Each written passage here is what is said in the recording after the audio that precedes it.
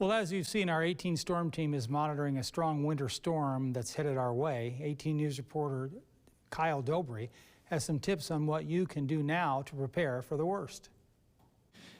It's time to get these snow shovels ready again, because the Twin Tiers is likely to get a snowstorm this weekend.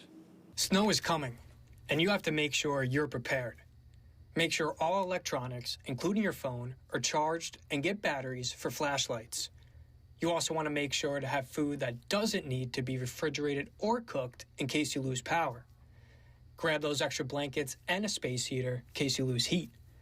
Wind chills will be below zero, so dress warmly.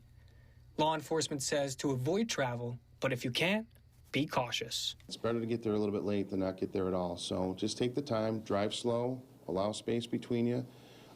Be courteous of others on the roadway that are experiencing the same difficulties that you are. Gently apply the brakes, and hopefully you get to your destination safely. The bottom line is, if you don't have to travel, don't. The city of Elmira is asking people to remove all cars from city streets in anticipation of plowing. The city is offering free parking at the Centertown Garage. Reach out now to find out where parking will be available where you live. Make sure they have their generators, if they have them, fueled up. And make sure they have all the necessities in their house so they don't have to go out and get those necessities. Make sure you have plenty of batteries in case the power goes out. I don't anticipate the power going out, but you never know with these things. And no matter where you live, the time to get ready is now. And don't wait until the weekend. In Elmira, I'm Kyle Dobry, 18 News.